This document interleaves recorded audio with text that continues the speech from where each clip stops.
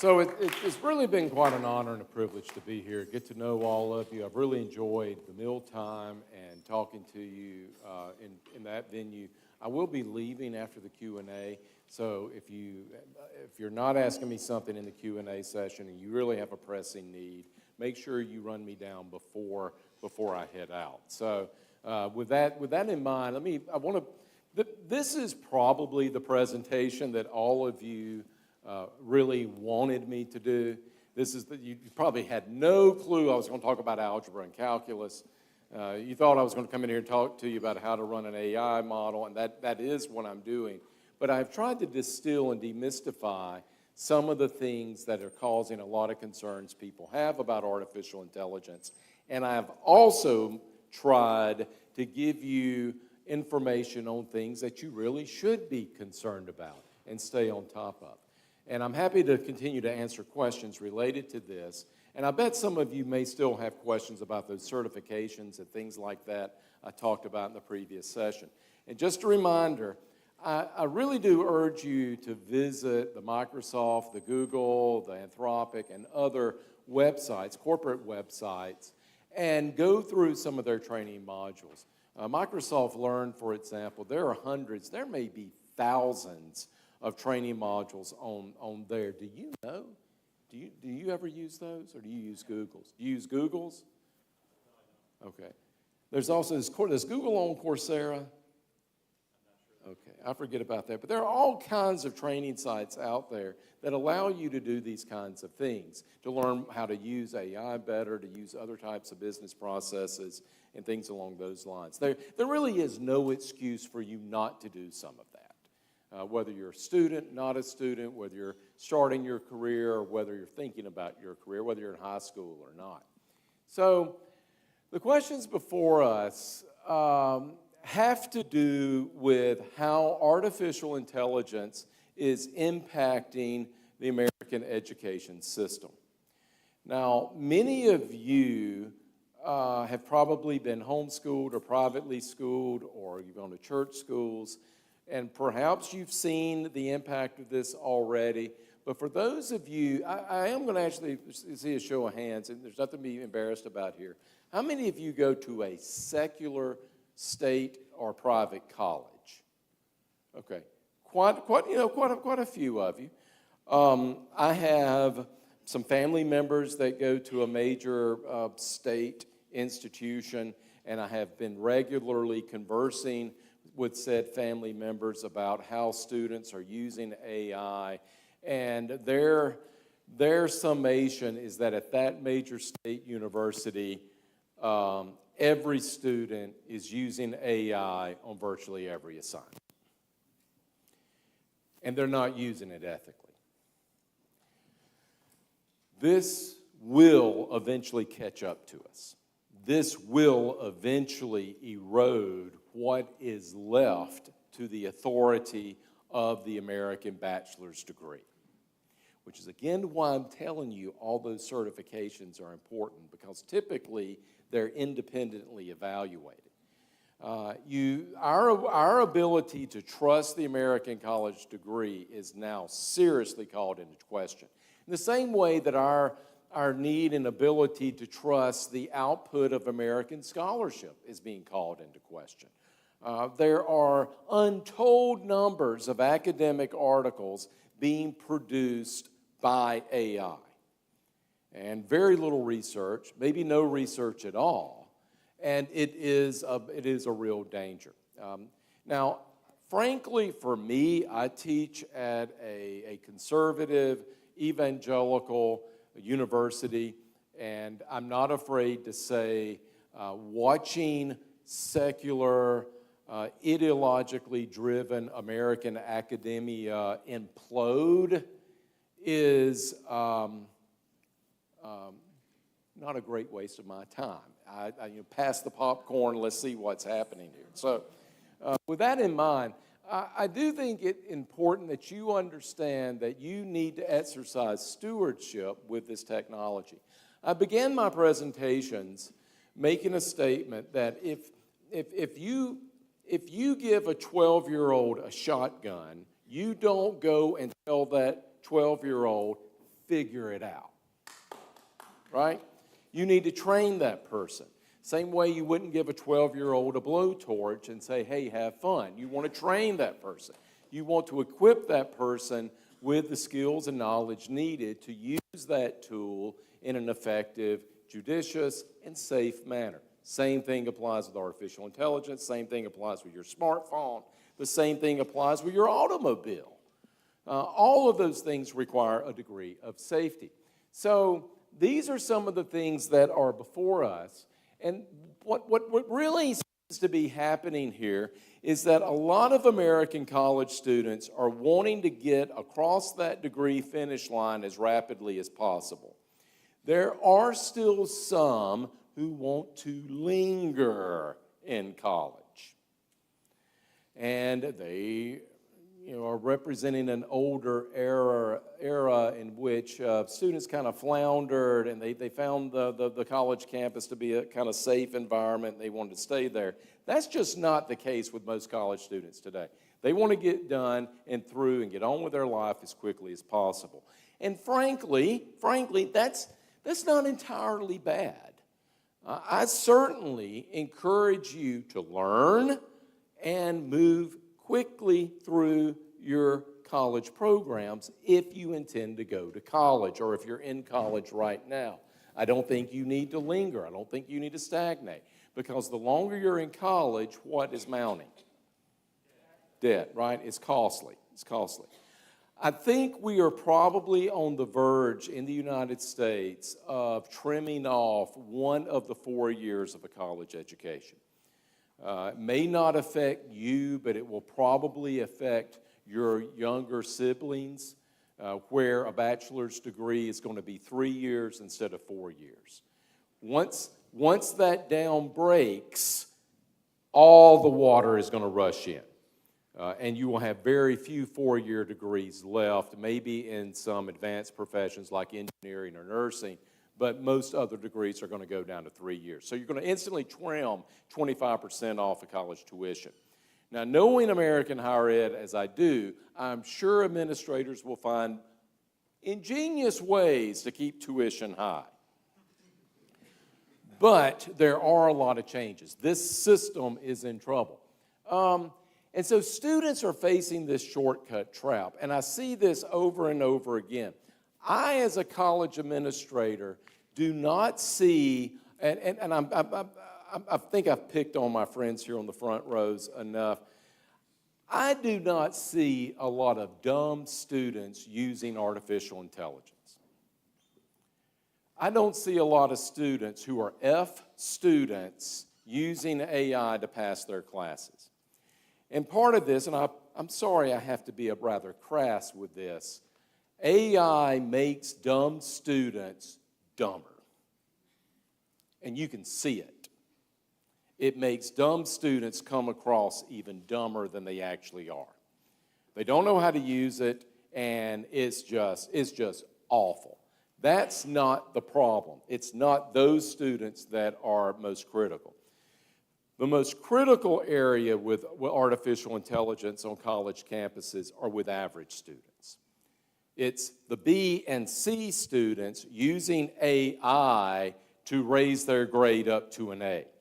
And we are seeing this all over American higher education.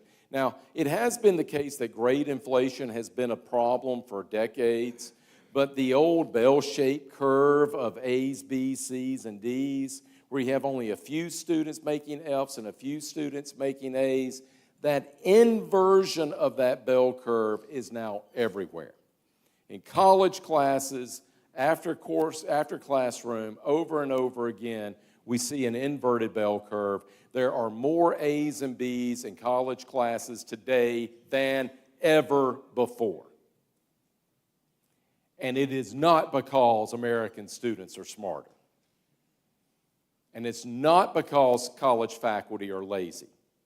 It's because college students are using ChatGPT to get across that finish line without actually learning what they need to learn.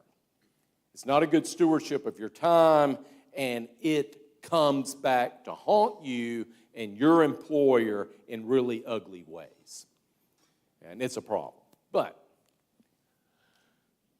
we can understand how our education system incentivizes this sort of behavior.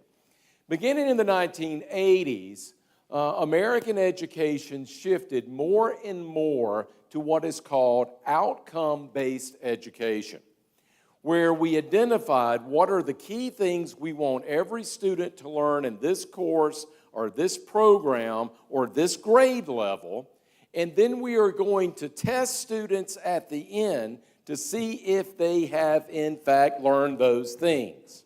So the outcomes are all important. Now, in and of itself, this kind of makes sense, especially if you are working with a public education system that consumes lots of money. Why should our taxes continue to fund an institution if it's not producing what we expect it to produce, right? It makes sense. But guess what happens when we make our education system like this? We champion the outcome at the expense of the process of learning. It's inevitable. You can't get away from it. The outcome is all important. All that matters is I pass the class. All that matters is I get that grade. I don't even have to take the class anymore. I can go to Straighterline or Sophia or Study.com. I can take a quick test and I can get credit for an American history course. I can wipe out a year of college in a weekend. I don't encourage that, by the way. But again, it's the outcome. It's the outcome that matters, not the process. And we're beginning to realize this. Educators are beginning, this was all the rage for 40 years. And now we're starting to see where this is going. Why? We're beginning to see where this is going because of AI. And no matter how we want to criticize AI in education, it is revealing a problem that has been building for generations. Grade inflation, outcome-based education, race to the finish line, and diminishing that it is the process of learning that matters most. If you exercise, maybe at your age you want to get really tight, well-defined abs or guns, right? My son calls them. Look at my guns. And maybe you think if you get some guns, some cute girl's going to look at you and maybe she'll go out with you. I've yet to find that advantage with my own children, but you think there's some end out there for exercise. Folks, it is the process of exercising that is healthy. It is the process of lifting heavy weights that over the course of your lifetime that will make the difference in what kind of life you are leading in your 70s, your 80s, and your 90s. For your generation, we have to now talk about how you will live in your 90s. And what you do now in the process of being healthy is what is going to make the determination of how that happens, 70 years from now for many of you. So it's the process that matters. Now, if you go to an evangelical non-denominational church, it's the journey that matters. The one joke I thought was really good. So thank you. Anyway, so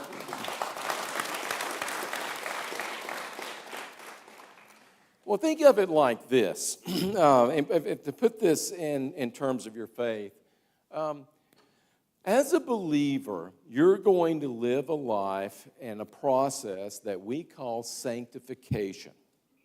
So that is the process in this temporal existence in which you are conformed into the likeness of Jesus Christ.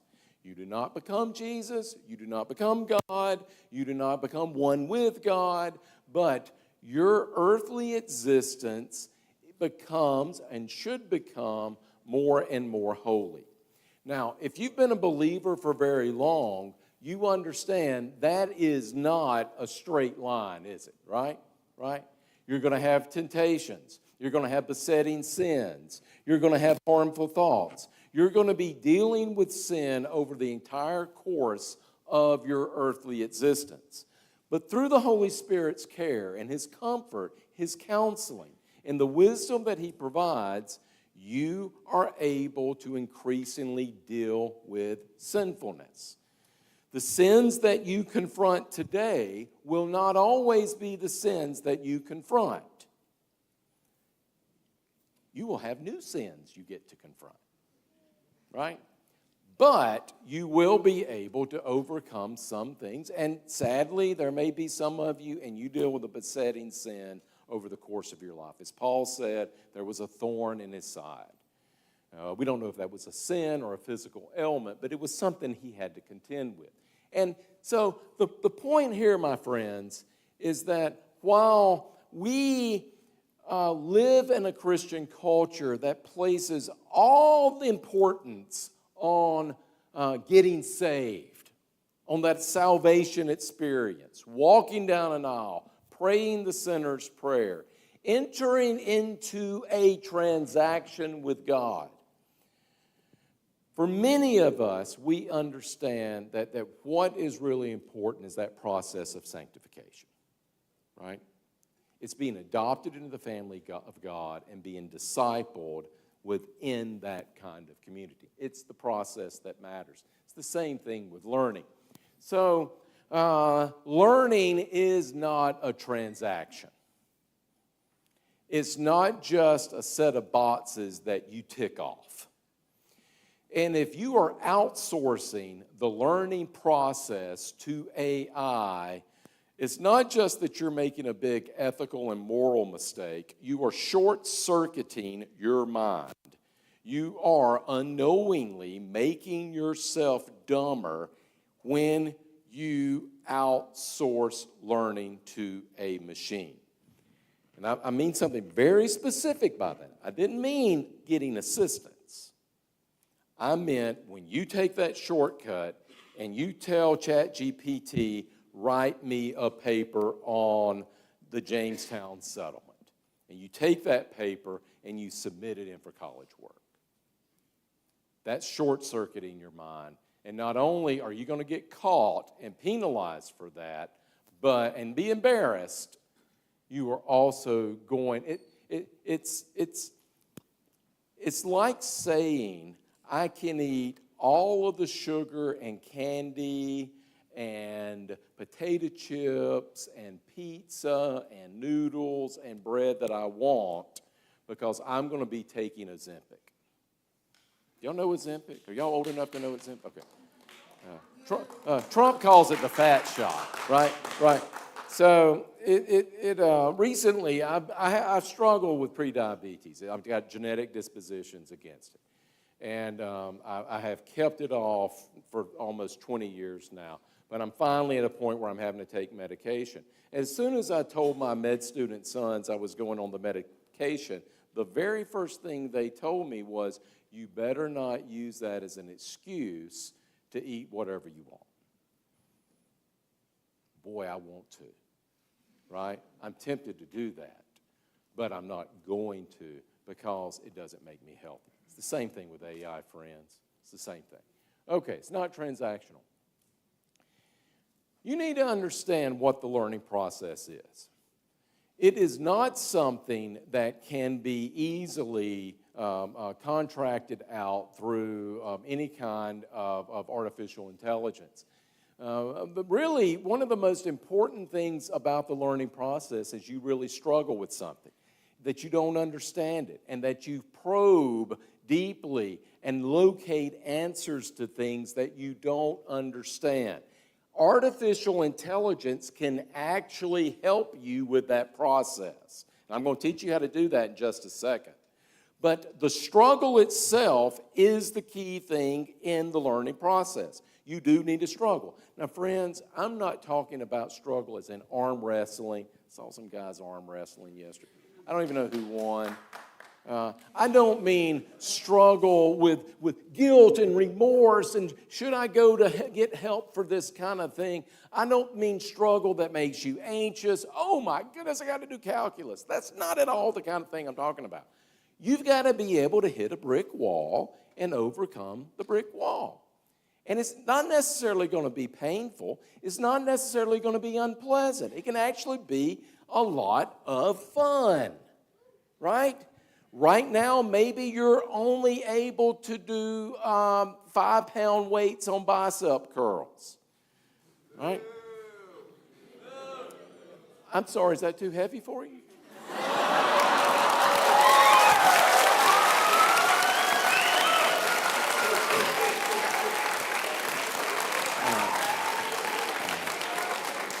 Look, listen, when y'all are able to practice enough and struggle enough and you're able to do 20s and 25s, you're going to be so proud of yourself. Right. It can be pleasant. It can be fun. When you run your first mile, it can be a lot of fun. When you run your first 5K, it can be a lot of fun. After you've had 5 kids and you run that 5K, you're going to be amazing. And it will happen. That struggle is beneficial. The struggle makes you a better person. And it doesn't have to be unpleasant. It can be incredibly joyful. Friends, I know you have heard over and over again that marriage is hard, marriage is difficult, marriage is a struggle. How many of y'all have heard that? I'm here to tell you something. Marriage is fun. It is a joy. It is a wonderful thing.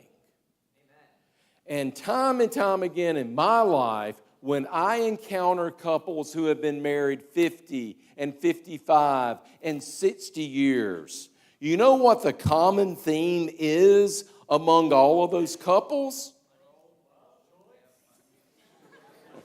Somebody said money.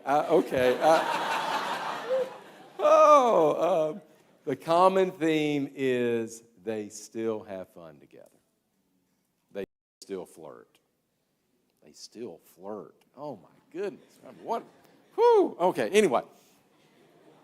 So, the struggle is all important. And when you outsource that struggle, when you short circuit that struggle, you are doing your mind a disservice. Now, I'm not saying your brain is going to shrink, though there may be some scientific evidence that that can happen long term. But you lose your ability to store memories. You lose your ability to think critically. You lose your ability to exercise solid, positive psychological behavior. And I have no fear of telling all of you this. When you outsource your learning, you will suffer psychologically, behaviorally, and mentally. And we know this time and time again. For people who suffer from mental illness and periodic depression, that when they engage in deep learning, just like when they also engage in exercise, their symptoms are alleviated. It is absolutely important that you sharpen your mind for your mental, spiritual, and physical future. So, now we get to the good stuff. How then do you actually use AI in this learning process? And the key thing for you is to master the art of prompt engineering. Now, I supervise a lot of college faculty. Many of them are over the age of 40. And I love my faculty. I adore them. I thank the Lord for my faculty each and every day, that we have so many from all over the world who want to work at Liberty University and together and train and teach our students and so that they can go on and improve their lives. I'm so grateful for them. But they don't know anything about AI. And we have recently gone through a professional development training trying to teach them how to use AI. And time again, every person over the age of 40 when they went into an AI model to get it to do something, they typed in 3 or 4 words. What did they just treat that AI model like? A search engine, exactly. They treated it like a search engine. They treated it like Google or Bing. Does anybody know what Bing is? Oh, wow. Boy, y'all have been sheltered. Okay. So they treated it like Google. Ladies and gentlemen, AI models are not search engines. You don't treat it like search engines. You do not put keywords into that search field. You have to write sentences. And you have to create prompts. And the better prompts you write, the better the results are going to be. Which is why, number 1 rule, you want to use AI ethically and effectively, you better learn how to write. And I don't mean learning how to write with Grammarly. That's not going to get you there. You actually need to learn how to write solid, complete, complex sentences. The better you're writing, the better the result. Which is why some of you who are computer science majors or business majors or engineering majors, you've been asking me, well, what should I do? How should I be prepared for all of this? You need to take writing classes. That's what you need to do. You need to take a minor in creative writing. You need to take some kind of certification course on writing.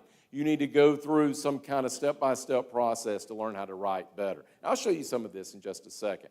Learning how to write is absolutely critical. This is why some people are beginning to rediscover the liberal arts in an age of AI, because in the liberal arts, we teach you how to write. So, prompt engineering is the key thing, and there's lots of different ways you can enter prompts in any AI model that can help you get the desired results you want and improve your learning process. Now, I'm not talking about improving a workflow at a business. I talked with a couple of folks at lunch who are photographers. I'm not talking about what you're doing in your photography business. I'm talking exclusively about the learning process here. Everybody with me on that? With me on that? How can you use AI to help you learn better? Well, you can do this with a lot of different ways of achieving that. And so number 1, you got to learn how to write. One of the problems that we're seeing and widespread with AI is this thing called vibe coding, also called vibe learning. I'll read this out. It's a practice where individuals use natural language to prompt an artificial intelligence, evaluate the output based on whether it looks or sounds correct, and then carelessly paste the result without understanding the underlying logic behind the result. I think I have given y'all information overload on all the underlying logic behind these results. I think you know now you can't really trust it. You've got to verify it. But let me illustrate a little bit here about what vibe coding is. Before the age of AI, y'all know what a calculator is? You've actually raised your hand. Okay, good. I'm hoping y'all know what a calculator is. I worked at a university in Arkansas for a number of years, and I was assisting some folks trying to figure out why so many students were failing math, and they were taking remedial math, and they were still flunking out of it. And at the time in which I lived in Arkansas, Arkansans had the lowest math scores in the United States. Now, they were also home to the world's largest business, Walmart, which depends heavily on people learning how to do math. So it's a bit ironic. Nonetheless, we couldn't figure out why so many students were flunking out of remedial math. Why is that? What was happening? So they had the bright idea, let's give them calculators. The scores got worse. Why? Nobody knew. It was a mystery. And then finally, a professor sat in the room and observed each student using their calculator as they completed a test. And what they discovered is that the students would enter a formula into the calculator, get the result, and no matter what the result said, they wrote that on the test. Because it was on the screen, they assumed it must be right. No matter how stupid and absurd the result was, they still wrote it down. What is 525 divided by 25? And they keyed it in wrong. And they got an answer, 3,671. Any moron with common sense knows that's not the answer. But write it down on the test, they do. Right. So this is a form, this has eventually become vibe coding. This is a big problem, folks, in America because we are prone to believe whatever we see on a screen. My friends, your parents and your grandparents are more prone to believe what they see on a screen than you do. Your grandparents especially, who were raised on the first television shows in the 1950s and 1960s, they will trust what they see on their television screen before they trust you. Because they grew up in a world where they were taught that the respectable people are in charge of what is produced on the TV screen. You know, they complain about you having screen time. Boomers have more screen time than anybody. They have lived on a screen. And vibe coding is a kind of extension of that. Don't trust what you see. So let's talk about some things you can do. One thing you can do with AI is you can turn it into a Socratic interrogator. There's our buddy Socrates, teacher of Plato, grand teacher of Aristotle. And instead of asking an artificial intelligence model to provide you the answer to something, command that AI to really cross-examine your own arguments. Command that AI to prompt you with questions about the argument that you are trying to produce. So you might be writing a paper. Now, you got to get permission from instructors to do this, but you might be writing a paper or completing a project. You upload it into an AI model and prompt it to begin questioning you to determine whether the argument is, in fact, correct. It will tell you if one thing you can determine here is this really the argument you're trying to make? Oh, no, I'm not trying to make that argument. That's not what I'm saying. You can go back and fix it. So define your thesis, establish the AI's persona. That's always one of the first things you do when you begin working with a model. You would say, you write something like, assume the persona of. You might need to write this down. Assume the persona of Socratic philosopher. Assume the persona of a professional chemist. Assume the persona of a highly educated engineer. Assume the persona of a professional historian. And then you prompt it to become a critic of your own work. But you strictly forbid it from giving you answers. You ruin the process, friends, if you make it give you the answers. And it's no fun. I mean, it's just boring when you do it that way. So it must only ask questions. So here's a way of doing this. And I don't know if you need to take a picture of this or if we're going to be able to provide the PowerPoints later. But this would be a prompt that you write into an AI tool.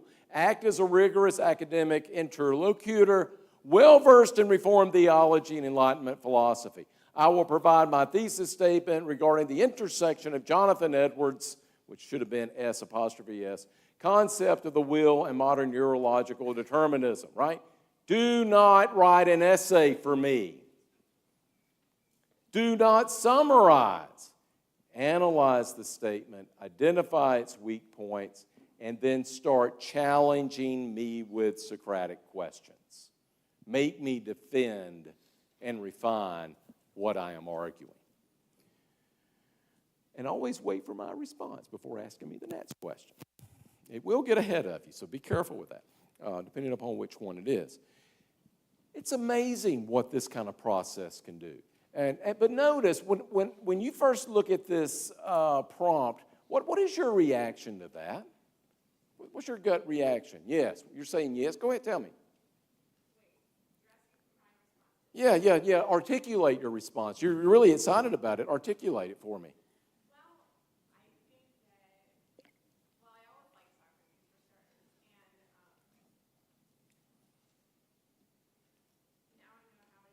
Okay, all right.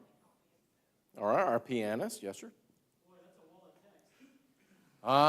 of text. He's a Liberty student, too. Tell us again. Boy, that's a wall of text. That's a long piece of text, right? That is a long prompt. My friends, that is how long you need to make your prompts. If your prompts don't already look like that, you are prompting incorrectly. You have got to write extensive prompts. The more detailed, the more complex, the better the product coming out. Now, you can copy that. You can use that from now in perpetuity if you want to. When you're 90, you can be using this prompt. So it's very easy. There are prompt libraries out there that you can tap into. You can share. Y'all keep up with each other. Start sharing prompts with each other. How romantic is that? All right, then there's the Feynman technique. Use AI to test whether you actually understand a concept by attempting to teach it, allowing the AI to diagnose gaps in your understanding. So you're going to be putting the AI, assuming the role, you tell the model to assume the role of a student, and you can designate how proficient that student is, specialized educator, who evaluates your explanation based on some sort of core criteria. Now, what would that prompt look like? I'm studying the economic concept of opportunity cost and its ethical implications in Christian stewardship. I want to practice the Feynman technique. You got to tell it that. You got to tell it that. Act as a university economics professor, right? I'm assuming a persona. I'm giving it a persona. I'm going to explain the concept to you in my own words. Evaluate the explanation for three things: precision of economic definition, structural clarity, and any logical leaps I make. After I provide my explanation, give me a critique highlighting what I got right and exactly where my understanding is incomplete. But notice this. What's it say? Do not give me the correct answer ahead of time. You spoil the process. And it's boring, and it's cheap, and you've cheapened your education, and you're going to go on to have all kinds of spiritual mental problems. There you go. I'm picking, but anyway, you're going to have trouble. All right. The reverse interviewer. This is very helpful. You can prepare for examinations this way, for tests. You could prepare for actual job interviews this way. A defense of some sort. Asking the AI tool to actually interview you and help produce some kind of product. So you can provide the context of an exam or a topic, and you can ask it to interview you on the settlement of colonial Virginia, for example. And it will start asking you a series of questions. You provide answers, and it will then evaluate based on its large language model training on whether or not your answers are sufficient. Here's what a prompt of this might be. I am preparing for a senior oral comprehensive exam on the history of the early church, specifically focusing on the Arian controversy and the development of Christology. Act, right, assume the persona, as a demanding academic committee member. Interview me. Ask me 5 sequential deep questions, one at a time. Do not list them all at once. Wait for my answer to each question. Provide a brief 2-sentence critique of my accuracy and historical depth, and then ask the follow-up question. Begin with the first question now, right? Very detailed instructions. Right? You are reducing the spread of the probability matrix so that you can get the best response. Now, that was a really fancy way of saying you are giving very clear instructions. Treat AI tools like an inquisitive 12-year-old. Why? It's always asking why, right? Give it very clear instructions, lengthy instructions. Then, this is my favorite, and I'm kind of hesitant to give you this trick because I'm scared you are going to avoid the other ones, and I don't want you to avoid the other ones because they're loads of fun. But this one is something that everybody really does need to learn. It's called meta prompting. In effect, it is getting an AI tool to write a prompt for you. And then you take that prompt and you enter it into an AI model and you go from there. This is what I do all the time, and this is what I do with my own students all the time.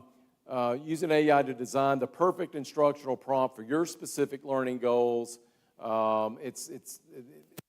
It kind of is like an interview process. Now, here's one. You have to kind of mess around with this one, and I've left it in this form. You are an expert prompt engineer. You make the AI assume the persona of a prompt engineer and pedagogical designer. I want to create a highly effective custom prompt that will help me study what? Biology. What kind of biology? Cellular biology. Any particular about photosynthesis and plant cell biology? Right? We might do that. I'm going to put that in there using one of those forms that I have just given you. Let's just say Socratic questioning, because we have a fan up here. She really likes it. Socratic questioning. To make this prompt exceptionally precise, you ask me 3 to 4 clarifying questions. So I've introduced that interview technique, even in this meta prompting technique, about my current knowledge level, my specific learning objectives, and any constraints that I have in my preferred tone. Once I answer your questions, generate a final polished structural prompt that I can paste into a new chat session to begin my learning journey. And then it will produce a prompt for you. Now, some of the things that I have done with this as a professor, and I teach primarily doctoral history students. So they're really at the end of their program. They're about to write their book, their dissertation, or they are writing their dissertation.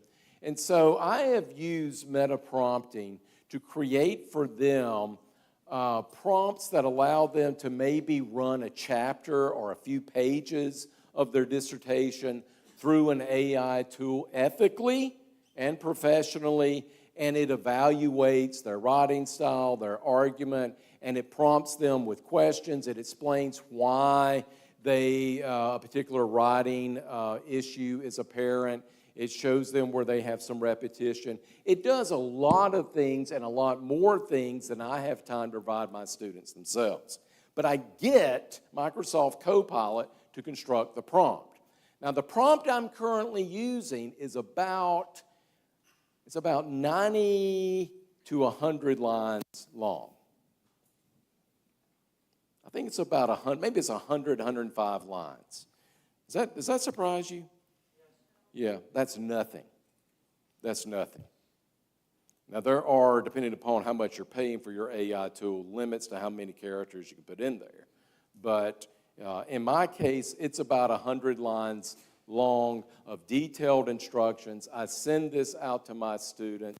They enter that prompt into an AI tool, and then it asks them to upload a sample of their writing, and then it goes from there, asking them lots of questions about argument, structure, clarity, use of evidence, and it begins, something along the lines of, why did you use passive voice in this statement?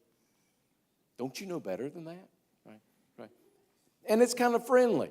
So at lunch, I was talking to some of you about this sort of technique, and I asked, do you want the machine telling you that you've done something stupid, or do you want a human being telling you that? Or do you want a customer telling you that? Or do you want your boss telling you that? Right? You can get instant feedback with these kinds of techniques. I'm not asking you to get the AI tool to do all the research for you. I'm asking you to use it to make you a better writer, thinker, researcher, arguer, well, I guess that would be debater, and a stronger believer. So, do use AI to ask clarifying questions, to generate practice problems. If you're struggling with differential equations, you can turn an AI model into a tutor. And you can have it assume a persona of a math tutor and walk you through particular concepts that you're struggling with in a particular differential equation solution set, problem set, excuse me. Generate practice problems. To explain your mistakes after you try to solve a problem yourself. Quiz you. Challenge your arguments. Nothing is better than getting an AI tool to challenge you just like Socrates would. It's tough. You got to have tough skin. It kind of can hurt your feelings. But I would much rather you be in a situation where an AI model is fussing at you than you thinking you can fall in love with an AI model. Right? Never use AI to write papers. Never use AI to solve all those homework problems. Never use AI to generate answers that you simply copy and paste. Never use AI to bypass reading. You can use AI to quiz and test you on some reading, but you got to be careful with that because it may not have access to that particular reading material. We see this all the time. College students don't get that. They think, oh, I can just use AI to summarize this article and I can put it in my paper. Well, the article doesn't say that, and the AI tool didn't realize it because it did not know, it did not have access to that article. And so what kind of product did it produce? It made it up. Happens all the time. It's called hallucinations. It hallucinates all the time because it is programmed to give you an answer. It will always give you an answer, even if it has to lie about it. Did y'all get that? It's a probabilistic tool. It's not a computational tool. If it's computational, it would tell you, I can't do that. But because it's probabilistic, it will lie to you. Right? There are lies, d-lies, and statistics. You must never, under any circumstances, treat generative AI as an unverified source of truth. I hope you get that out of all these 5 lectures, and you realize you can't do that. You must always verify it. Always, always, always. There's always going to be a trust problem. There's always going to be something, even if it's getting better and better and better, there's always going to be a statistical probability it's going to lie and give you wrong information. And this, by the way, this is just kind of some information on how people are beginning to comb through academic research papers and finding so much fraud over and over and over again. Do you want to know, can I tell you this? Do you want to know what's the number one academic misconduct at my institution in the programs that I supervise? You want to know what that is? Right? It's students using fabricated sources, false evidence. Why do you think they're using fabricated sources? Because AI gave it to them. And they did some vibing, and they looked at that screen, and they said, ooh, this must be right. I got to get across the finish line tonight because I only have 30 more minutes to turn this thing in. And they get clobbered. Because people like the other Dr. Roberts up there have nothing but time to check their footnotes. And it hurts them. Okay, always verify everything. Always. Always understand that technology demands moral maturity. Verify everything. So I've been telling some of you, I was going to let everybody in on this. Some of you have come up to me, and this is a good example of it, this slide right here. Some of you have come up to me after these presentations, and they've said very complimentary things. And after they've said a few complimentary things, they would say something along the lines of, I can't possibly read those slides.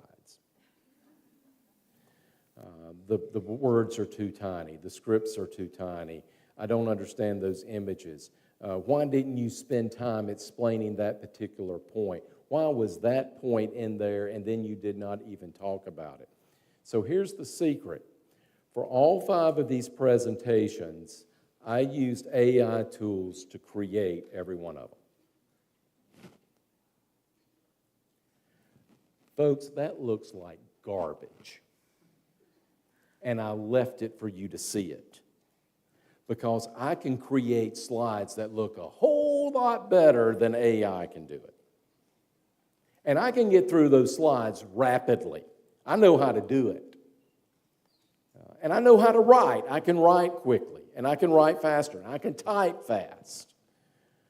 Still use AI, and it does give me some necessary shortcuts in the workflows, but I would have gone back and changed every single one of these slide decks. Not because I didn't have enough time, but because I wanted you to struggle through all of these ugly slide decks. And I wanted to be at the very end and give you the big reveal that I used AI to create most of these. Now, I did put in stuff that's my own, and you could probably go back and look at that and say, yeah, that guy came up with that himself. And you could read it in the back. So I intentionally trusted what it produced because I wanted you to see that what it produced is not always great. I should have taken time, and I would have taken time to verify all of this and made it look a lot more presentable. So you have to be careful with that. I will tell you this. I created all of these slide decks through the interview process. I prompted it to take the persona of a college professor, explain in each one that I'm providing a lecture on artificial intelligence. What did I say? To smart Christian evangelical high school and college students. Provide me a slide deck covering the ethics of artificial intelligence, cover the following topics, make sure you emphasize A, B, and C, introduce with this particular passage of Scripture, and conclude with this kind of emphasis. That's what I did. And I did that multiple times, and I went through those slides multiple times until it would do it. So the bottom line for me is that you need to be the master of the machine, not allow the machine to master you. Artificial intelligence can do more for your learning than many of you realize. It can and will make you smarter. As long as you treat it with honor and respect, you realize it's a tool. It's not a living creature. It does not have a soul. It is programmed. It is probabilistic rather than, at least now, computational. And that there are limits. And the truth is always beyond the limits.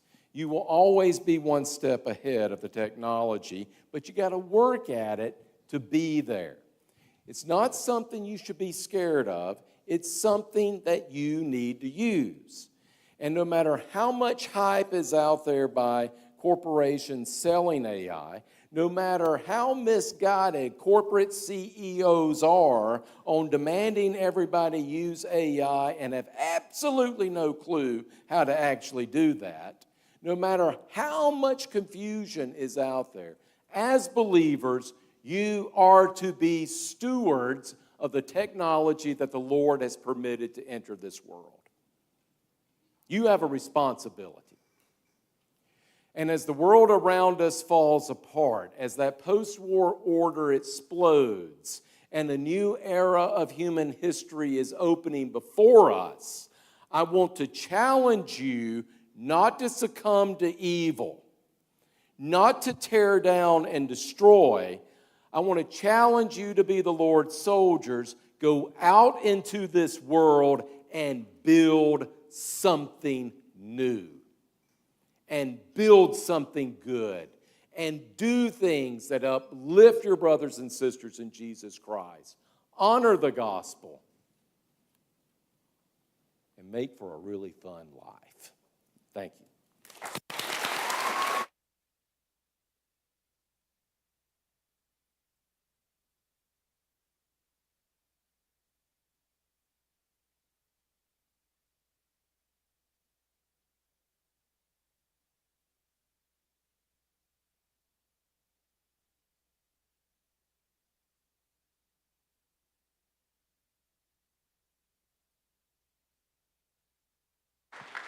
Thank you, Dr. Roberts.